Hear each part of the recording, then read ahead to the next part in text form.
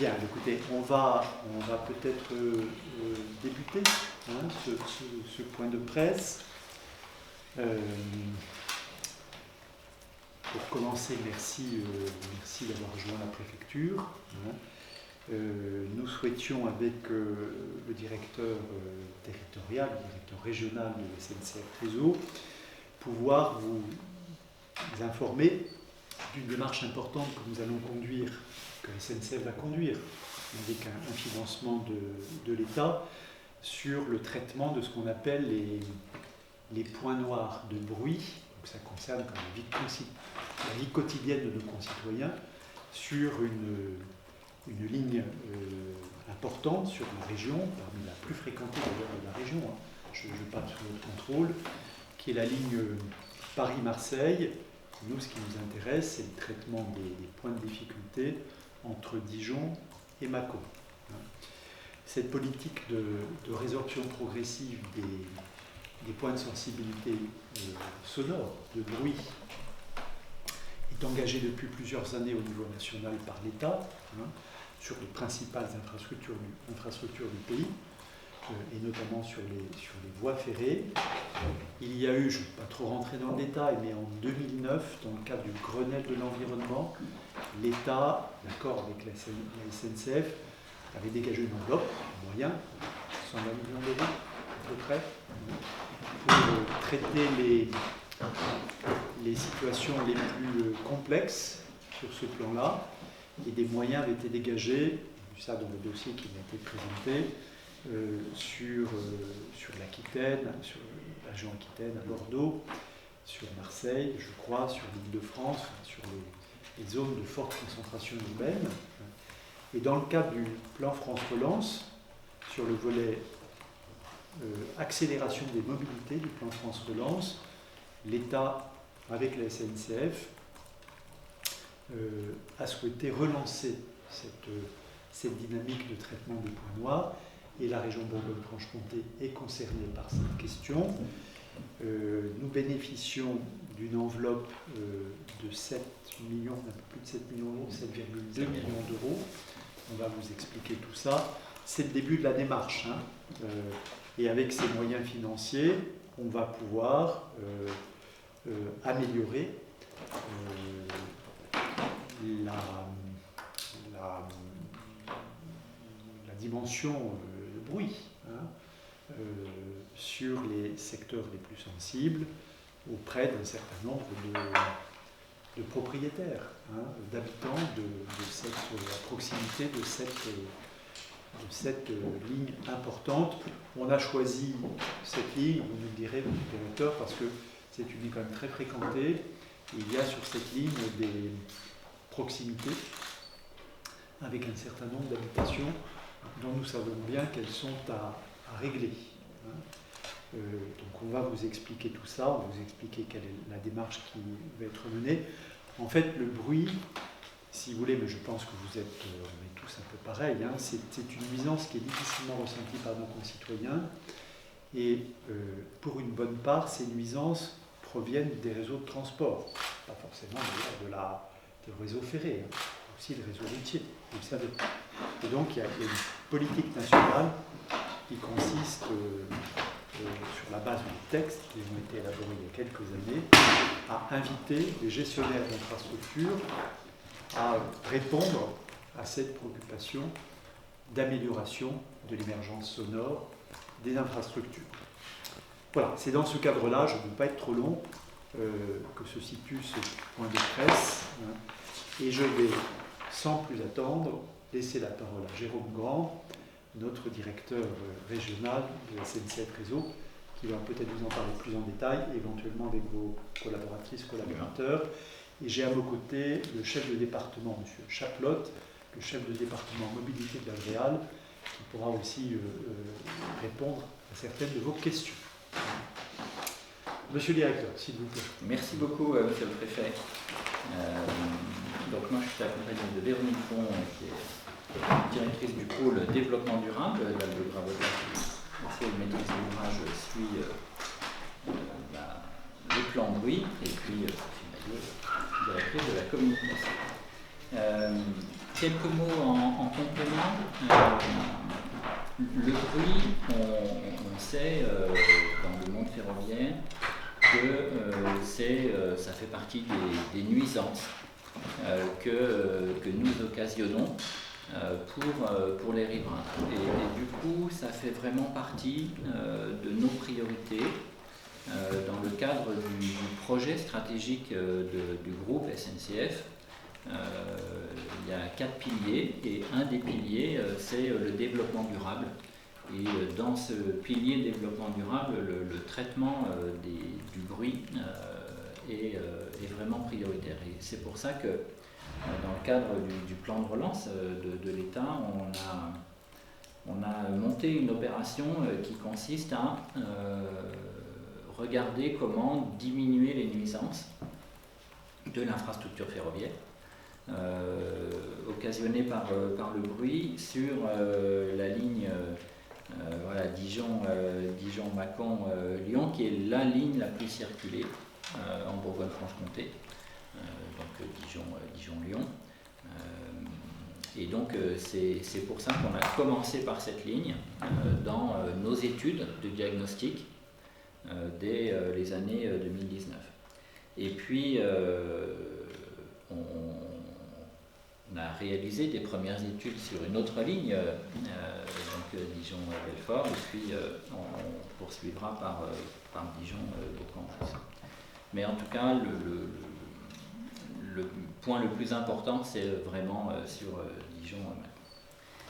Alors, pourquoi ce plan ? Parce qu'on est sur une ligne existante. Ce qu'il faut savoir, c'est que sur les lignes nouvelles, lorsqu'on crée une infrastructure, le sujet du bruit est pris à la source. En amont, préventive. Dans les études d'impact qui sont faites. Et donc, toutes les mesures de prévention du bruit sont intégrées dans l'élaboration même du projet. La difficulté dans laquelle on est, c'est que sur le réseau existant, le bruit ne faisait pas vraiment partie des priorités lorsque le chemin de fer a été construit. Et puis l'urbanisation a fait qu'il y a beaucoup d'habitations. Quand vous prenez le train, vous voyez qu'on passe au bord de pas mal d'habitations. Et donc c'est pour ça que notre plan, élaboré avec l'État, est vraiment ciblé sur les habitations existantes le long de cette ligne PLM. Alors, comment ça va se passer ? Sur la base du diagnostic, des études qu'on a déjà faites, et donc on a identifié un certain nombre, un petit peu plus de 400 points bruit qu'il nous faut donc traiter. On va les traiter de deux façons, parce qu'il y a un peu deux solutions techniques qui sont possibles pour traiter ce sujet. La première solution technique que nous allons déployer, c'est les isolations de façade. Et donc, par ce biais, généralement, des changements de fenêtres, pour être le plus précis possible. Et donc, sur 38 communes de Côte-d'Or et de Saône-et-Loing, nous allons traiter 314 points noirs bruits par des isolations de façade. Et donc, comment ça va se passer ? Nous allons prévenir dans un premier temps les maires des communes concernées pour les informer de la démarche. Et puis, tout début 2023, un prestataire qui est en cours de désignation contactera directement les habitants qui sont concernés par ces points noirs bruits, et un expert, compte tenu de la configuration du logement, proposera une solution technique aux habitants qui évidemment devront être d'accord avec la proposition pour qu'on puisse la mettre en œuvre. Il n'est pas question évidemment d'imposer quoi que ce soit aux habitants. Le point important qui a fait l'objet d'un engagement fort de l'État à travers les 7,2 millions, c'est que ces travaux-là seront intégralement pris en charge dans le cadre de notre opération Et donc ça c'est évidemment un point très important, puisque l'objectif c'est bien que cela ne coûte rien aux habitants et que la diminution du bruit n'occasionne pas pour eux un coût d'aucune manière. Pour un petit peu plus de 100 points bruit, l'autre solution technique que nous allons mettre en œuvre, c'est l'installation d'écrans anti-bruit. Donc là, on n'est plus sur le traitement logement par logement, mais bien un traitement un peu plus urbain.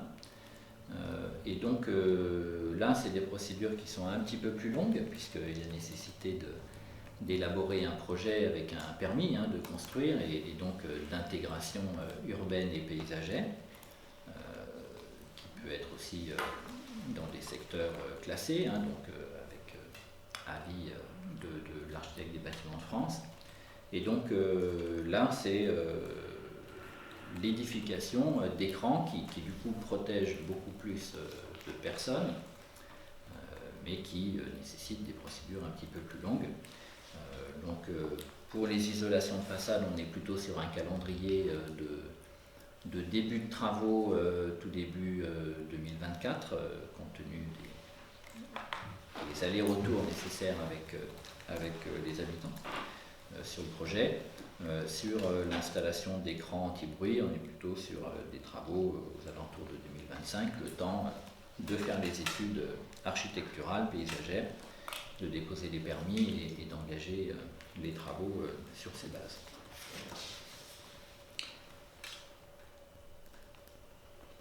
Dernier point peut-être que je voulais mentionner, on est là sur des habitations qui sont antérieures à l'année 2000, donc avec les permis de construire qui ont été délivrés avant 2000. Pourquoi ? Parce que les normes de construction après les années 2000 prenaient déjà bien en compte la dimension bruit lorsque c'était le long des voies ferrées. Et du coup, la nécessité d'intervenir est moindre. Et donc, c'est pour ça qu'on est sur des bâtiments qui datent d'avant 2000. Et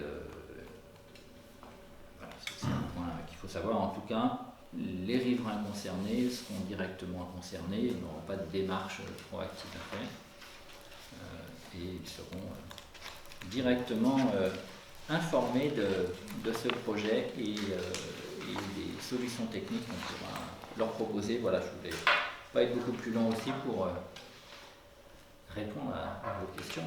Merci Jérôme Grand, c'est très clair, donc on bénéficie de ces moyens financiers de l'État et de la SNCF pour résoudre ou atténuer les difficultés sur cette ligne importante sur la région, parce que c'est l'une des plus fréquentées, vous l'avez dit. Il y aura d'autres plus tard, mais il y aura d'autres étapes dans un second temps. Voilà, je pense que le mieux, si vous le souhaitez, c'est qu'on puisse répondre à vos questions, si vous en avez, vous apporter toutes les précisions utiles. Et pour ça, toutes nos équipes, là, nous sommes tous et toutes en capacité de vous apporter les réponses nécessaires. Une question sur la géographie. Pourquoi pas la partie au nord de Dijon et uniquement la partie Dijon-Mâcon ? Alors, dans un premier temps, c'est vraiment sur Dijon-Mâcon qu'on a identifié les points les plus urgents à traiter. Mais la partie nord de la ligne fera partie de phases ultérieures, puisqu'effectivement elle est aussi très fréquentée, mais on a considéré que c'est sur ce qu'on appelle dans le jargon PLM Sud, donc Dijon-Mâcon, que l'intervention était la plus urgente et importante à faire. Mais ça n'exclut pas. Est-ce qu'il y a un lien avec la vitesse des TGV, les endroits où les TGV circulent plus rapidement, génère plus de bruit ou c'est pas du tout les lignes TGV qui sont concernées là? Non, on est sur la ligne classique. Hein, Ah, On est sur la ligne la classique. ligne TER. Donc, en fait, donc ça a plus de lien avec la cadence des trains que leur vitesse, par exemple. oui. Alors surtout, on sait que c'est les trains de fret qui font un petit peu plus de bruit que les trains de voyageurs en raison de leur poids. Donc là, on est plutôt sur une dimension de bruit le jour, mais aussi la nuit, puisque une grande partie du fret circule la nuit. Et donc c'est pour ça que les mesures que nous avons faites sont faites de jour et de nuit, avec des seuils différents, puisqu'on sait que la sensibilité au bruit la nuit est un petit peu plus forte, occasionnée par les trains. Il y a moins de bruit ambiant. Et donc c'est aussi pour ça qu'on a mis l'accent sur Mâcon, sur Dijon-Mâcon, puisque c'est aussi là que circulent beaucoup de trains de fret de jour et de nuit. Oui, donc du coup, c'est sur un habitat très urbain. C'est pas les petites maisons à la campagne près d'une ligne TGV, c'est vraiment les habitats très urbains où le TER passe au milieu des villes. C'est en fait tout à fait ça. C'est vraiment cette ligne qui est assez ancienne. Elle remonte à, vous savez, on ne sait plus tellement. 1800, mais c'est vraiment l'une des premières lignes. Ça a longtemps été l'une des premières lignes construites en France. C'est la ligne, c'est l'ancienne ligne, si je puis dire, toujours utilisée, Dijon, Paris, Dijon, Marseille. Oui, en TER. Qui est utilisée par les TER et le fret. Alors, milieu urbain, pas. Quand vous voyez la liste des 38 communes, vous voyez qu'il y a la métropole, mais il y a quand même aussi des petites communes. Donc, on est sur de l'habitat. Voilà. On n'est pas sur. Il y a un petit peu tout le long de la ligne, en fait. Si vous l'empruntez, vous voyez qu'on est parfois en cœur de ville côté Dijon, et puis. Est-ce que vous avez identifié le nombre de points noirs, vous avez identifié le nombre de bâtiments ou le nombre de logements concernés? Alors, on a identifié le nombre de points noirs. Après, le nombre de bâtiments, c'est un peu plus compliqué lorsqu'on est sur les écrans anti-bruit, puisque du coup, on n'est pas sur le traitement de l'immeuble lui-même. Après, je ne sais pas si on a des données en nombre de logements purs concernés. Ça vient justement dans la deuxième partie de la prestation, à savoir qu'on a identifié, on va dire de façon macro, ces points noirs bruit à protéger. Et maintenant, il s'agira justement pour l'acousticien d'aller voir les logements en question, pour les identifier, pour voir exactement quels sont leurs équipements. On va dire que c'est un peu un tamis. On a fait depuis 2009 le brevet de l'environnement, et progressivement on va entrer dans les logements, d'où la notion d'autorisation évidemment nécessaire. Monsieur le préfet, vous nous dites aujourd'hui que c'est un premier temps, donc 314 PNB d'identifier. Est-ce que vous savez au total, est-ce que vous avez une fourchette pour savoir au total, à la fin, combien ça pourrait représenter? Je dis bien, représenter de PNB. Sur cette ligne-là, madame? Oui, sur cette ligne-là, puisque là, c'est les travaux, on va dire, d'urgence. Mais peut-être que dans un second temps, il y aura des travaux un peu moins urgents. Et c'est pour savoir si vous avez déjà un visuel sur, au total, combien ça pourrait représenter. Alors, les données qu'on vous propose, mais le directeur adjoint de la SNCF pourra préciser mon propos, ne sont pas assorties du chapeau. Il y a une étude acoustique approfondie sur toute la ligne qui a permis d'identifier sur la base des normes actuelles les points de sensibilité les plus importants. Et c'est là qu'il va y avoir des contacts avec les habitants, en lien avec les communes concernées, les maires des communes concernées, pour identifier la nature des travaux qui sont à faire, qui vont être pris en charge. Et les 314, c'est une hypothèse large, c'est-à-dire c'est la notion de point de sensibilité par rapport par rapport à l'émergence du bruit le jour et parfois la nuit. Concrètement, après, sur la deuxième phase, on pourra plus précisément savoir combien effectivement de logements, vous l'avez dit, et puis vous donner des éléments un peu plus précis. Merci. Alors, en complément de ce que indiquait M. le Préfet, peut-être on est sur une démarche où on commence par la ligne Dijon-Mâcon qu'on a identifiée comme celle sur laquelle il fallait intervenir en premier, mais comme je l'indiquais, on a aussi engagé les premiers diagnostics sur Dijon-Belfort et on engagera l'année prochaine les premiers diagnostics sur Dijon-Bourg-en-Bresse. Et donc on est vraiment dans une démarche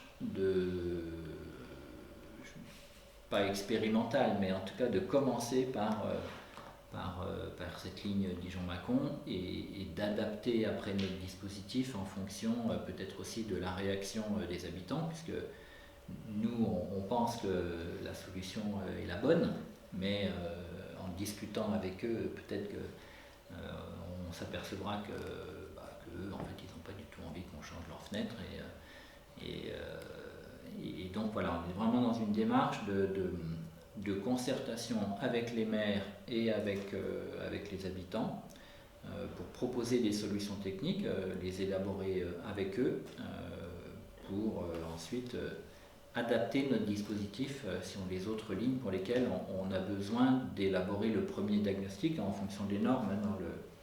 Dans le communiqué, vous avez les seuils qui sont indiqués. En gros, les décibels de la norme, c'est à peu près le bruit d'un aspirateur.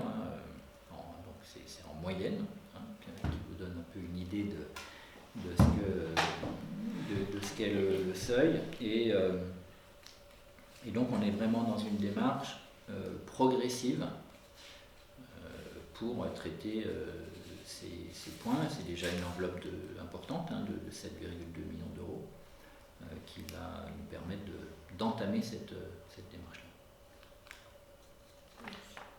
Et sur les solutions du coup, retenues, sur les deux types de solutions retenues, vous les avez choisies comment par rapport à ce qui a pu être fait ailleurs en France Oui, en fait on s'est inspiré de ce que nous avons fait sur les lignes nouvelles. Puisque on a la chance, si je puis dire, de partir sans habitat. Voilà, on fait notre ligne et on traite les abords en même temps, en fait, dans le cadre de l'étude. Et donc, au jour d'aujourd'hui, les solutions techniques qui sont en œuvre, c'est ça, c'est soit des isolations de façade et de fenêtres, dans la conception même du bâtiment, ou des écrans anti-bruit. Si vous voyez quelques lignes nouvelles, vous voyez qu'on les installe. Alors, c'est plus facile de les installer sur une ligne nouvelle parce qu'on maîtrise le foncier. En revanche, sur les lignes existantes, il n'y a pas forcément la place. Le long des voies, lorsqu'on est sur un pont, c'est compliqué de mettre un écran anti-bruit. Donc, voilà, au jour d'aujourd'hui, les solutions techniques qu'on a, c'est soit on isole le bâtiment, soit on isole la voie ferrée par un écran, mais au jour d'aujourd'hui, c'est effectivement les deux solutions qu'on met en œuvre sur les nouvelles. Si je comprends bien, vous attendez plus à avoir des interlocuteurs propriétaires, des propriétaires individuels, que des locataires ou des copropriétés. Pourquoi ? Parce que vous parlez plutôt d'une relation assez directe avec l'occupant. Oui. En cas de locataire, c'est plutôt le propriétaire qui va décider des travaux. Et dans le cas de copropriété, ça veut dire que ce sont les syndics de copropriété qui vont avoir à approuver les travaux, ce qui rajoute d'autant de temps. Oui, on n'est plus sur la conception de la propriété. Absolument. C'est le propriétaire qui doit donner, après dialogue avec vos équipes, l'autorisation ou l'accord de faire les travaux. Et donc vous aurez affaire aux trois types de situations. Oui, propriétaire de pavillon, maison individuelle, locataire, du coup c'est le propriétaire qui comme quand pour les fenêtres, c'est toujours puis des copropriétés. C'est pour ça que la date de début des travaux va dépendre de ce dialogue-là. Si l'accord est trouvé tout de suite, les travaux iront vite. Si les discussions sont un peu plus longues, ça prendra un peu plus de temps. Mais c'est toujours sur la base du volontariat et de la prise en charge par le protocole. Le principe, c'est donc, on l'a dit, la prise en charge totale des travaux acceptés par essentiellement les propriétaires. C'est vrai que ça va beaucoup jouer pour qu'ils disent oui, bien évidemment. Dans les concertations que vous allez mener prochainement, c'est vrai que ça va beaucoup jouer quand on arrive et qu'on dit, bon ben voilà, on veut faire quelque chose, mais vous ne payez rien. Ça facilite bien sûr Tout à fait. la décision. Ça facilite le dialogue entre tous. Alors on sait que SNCF Réseau aime faire appel à des entreprises locales. Du coup, là, est-ce que vous avez un prestataire pour l'ensemble du marché sur Dijon-Macron, ou est-ce que ça sera, on va dire, bassin de vie par bassin de vie, que vous aurez les prestataires de changement, en l'occurrence pour les changements d'industrie? Alors là, dans un premier temps, on va désigner le prestataire qui va être l'intermédiaire avec les habitants, les propriétaires. Et après, sur la réalisation des travaux, comme vous le disiez, on est particulièrement attentif à ce que la commande publique de SNCF Réseau concerne le plus possible les entreprises locales, régionales, et les PME. En Bourgogne-Franche-Comté, on est sur 70% de notre commande qui est consacrée aux PME et entreprises régionales, contre une moyenne un peu plus de 20% au niveau national. Donc il y a vraiment une forte volonté politique de SNCF Réseau. Après, sur la réalisation des travaux, on est, en tout cas pour les sujets d'isolation de façade, on est quand même sur des travaux qui ne nécessitent pas l'intervention d'un major du BTP. Sur des petites entreprises auxquelles on peut faire appel tout un chacun quand on a des fenêtres à remplacer. Donc on est quand même plutôt sur des travaux de petite dimension qui sont tout à fait adaptés à des PME régionales. Après, comme l'autorité de M. le Préfet, nous respectons la loi et donc les marchés publics sont ouverts à tous, mais il y a quand même de fortes chances que des travaux d'isolation de bâtiments ou de remplacement de fenêtres dans la région soient plutôt fléchés pour les entreprises locales. Je ne suis pas sûr que ça intéresse l'entreprise grand major. Mais en tout cas, on y sera attentif. Quel a été le rôle de l'Adréal dans ce plan? Dans ce plan, la signature, la mise en œuvre tout simplement. On a évoqué les signatures de conventions. Donc il y en a deux. Une première qui a été signée fin 2021, justement sur donc une pour le sur-mesure et une pour le prêt-à-porter. Les deux solutions finalement, c'est un peu ça. C'est du collectif et puis de l'individuel. Donc sur les façades, donc le prêt-à-porter comme j'appellerais, vous avez une convention avec l'État, les fameux 7,2 millions d'euros, voilà, et l'État participe à hauteur de 25%, 1,8 million. Voilà. Le reste fourni par SNCF Réseau à travers le plan de relance. Voilà. Et puis vous avez une seconde convention, là on est sur déjà des travaux, ça a été expliqué. Deuxième convention, on est sur des études et voilà. Donc là, on met en œuvre avec les équipes de SNCF Réseau ces conventions. Donc pour la deuxième partie, pour les murs anti-bruit, là on en est à la phase études. Donc là, on est sur des conventions de financement d'études. Voilà. Donc plus modeste, 600 000 euros quand même. Et là l'État, 120 000 euros, pardon. L'État participe à hauteur de 50%, donc 60 000 euros.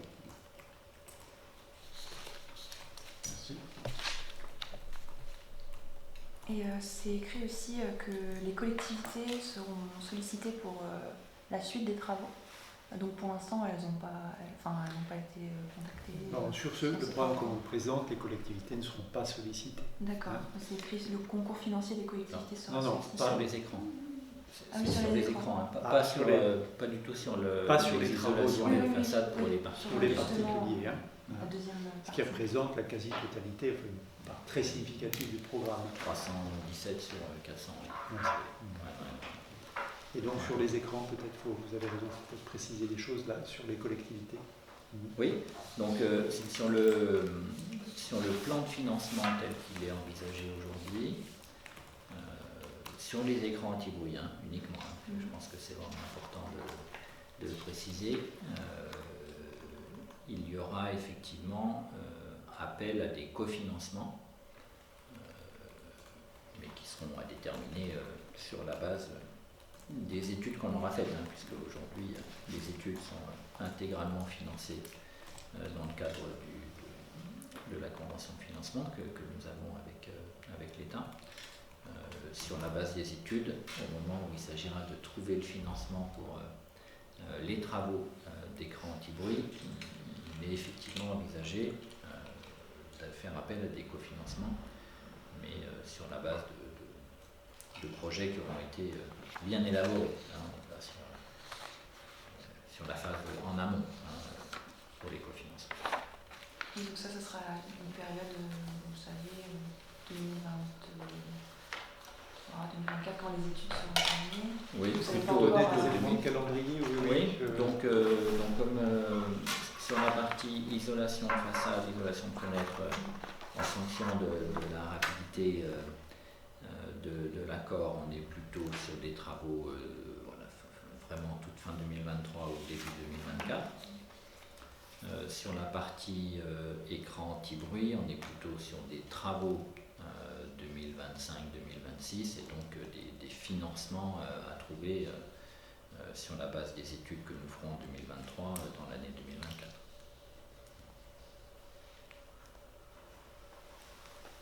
Parce qu'il y a les études d'impact à faire, il y a les procédures habituelles de dépôt de permis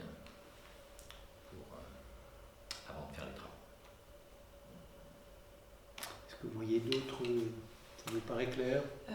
Moi j'avais une question un petit peu parallèle. Je sais que ça ne concerne pas cette commune, mais il y a souvent des riverains qui se plaignent du bruit à Cluny. Je sais que ce n'est pas la ligne qui est concernée là, mais je sais que par exemple ils estiment que si on faisait baisser le bruit, la vitesse des TGV, parce que ça passe dans cette commune, ça serait mieux, disons, pour... Ça, c'est un vieux sujet. Oui, c'est un vieux sujet. Parce que, pour l'anecdote, moi j'ai démarré mon parcours préfectoral à Lourdes, sous-préfet de Lourdes, Saône-et-Loire. Et je suis retourné comme préfet. À l'époque déjà, c'était la construction de la ligne à grande vitesse. On parlait de cette question. Voilà, non, ce n'est pas du tout notre sujet, mais on peut peut-être en dire un mot si vous le pouvez. Moi, je n'ai pas la dernière actualité sur ce sujet. Je pense que c'est devant les instances judiciaires, cette affaire. Absolument. Alors, peut-être pour éclairer le journaliste. Alors, effectivement, il y a des discussions en cours avec une association de riverains. À ce jour, effectivement, comme le disait Monsieur le Préfet, il y a une action judiciaire qui est en cours. Donc, moi, je n'ai pas de commentaire particulier à faire à partir du moment où le sujet est sur le terrain juridique. C'est effectivement un sujet, c'est à ma connaissance le seul sujet que nous ayons en la matière en Bourgogne-Franche-Comté.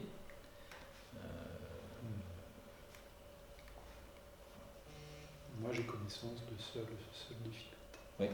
Oui, à ma connaissance, c'est le seul point, que ce soit sur le réseau existant ou y compris sur les lignes à grande vitesse, où nous ayons cette problématique avec les riverains.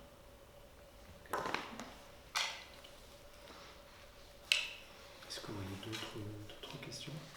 Paraît clair? Très bien, écoutez, merci beaucoup de nous avoir rejoints. Bonne fin de journée à vous. Merci.